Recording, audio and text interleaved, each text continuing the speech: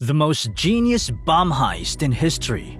Early in the morning at 6:30 a.m., this incident took place at the Harvey Lake Tahoe Hotel and Casino in Nevada, USA. Supervisor Bob Vinson was on night duty when he noticed an unfamiliar machine in the corridor on the second floor, which made him suspicious.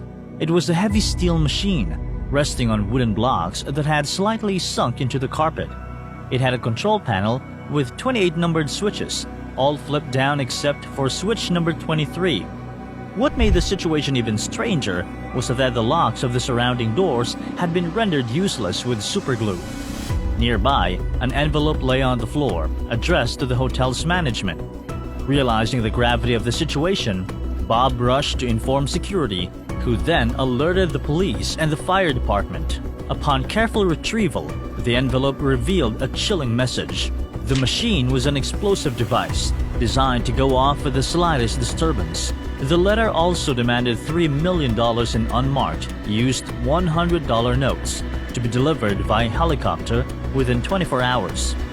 The hotel was an 11-story building with 197 rooms and had 600 guests inside at that time. Authorities immediately evacuated the hotel and secured the surrounding area. The FBI and bomb squad examined the device, discovering it was skillfully constructed, steel-plated, with screws wired to the trigger and bubble levels ensuring stability. The smallest disturbance could set it off. FBI agents soon arrived and set up a control center in a nearby building. The ransom drop was carefully planned. A helicopter pilot, an FBI agent named Joe Cook, prepared for takeoff with a bag of counterfeit cash.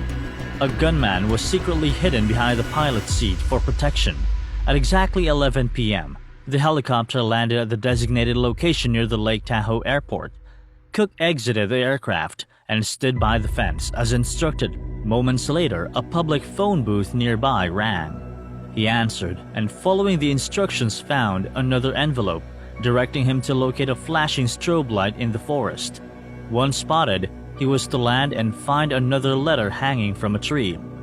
But as he flew over Highway 50, there was no sign of the light. He circled for an hour, searching in vain. Eventually, he returned to the airport. Later, investigators realized that instructions were misread and the actual location was miles away. Law enforcement aired a message on TV to establish contact with the suspect again, admitting confusion over the drop-off point. The mastermind, realizing the authorities were still willing to comply, soon called back, ordering them to flip switch number 5 on the bomb's control panel and await further instructions. But by then, more than 24 hours had passed, and yet the bomb had not exploded. This delay gave authorities a chance to act.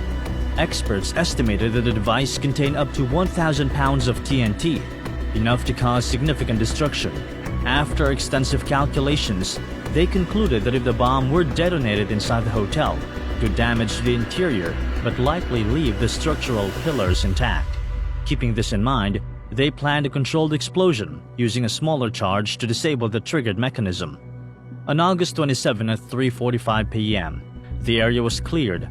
Crowds watched from a distance as the final countdown began. The remote detonator was triggered. A sharp explosion tore through the corridor, shaking the hotel. But the blast was not as devastating as expected. Upon inspection, experts found the bomb had contained dynamite, which, while dangerous, wasn't nearly as destructive.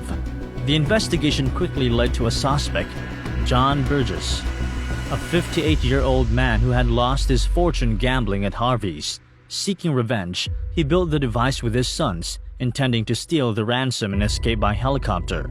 Had the pilot landed at the correct spot, his sons were waiting to hijack the aircraft and vanish. Ultimately, John Burgess was arrested and sentenced to 20 years in prison. His sons, in exchange for cooperating with the police, were granted leniency. In 1996, John died of liver cancer while serving his sentence. Harvey's was rebuilt, and the failed heist was faded into history. This is all about today's video. Please like, share, and comment your views. Thank you for watching.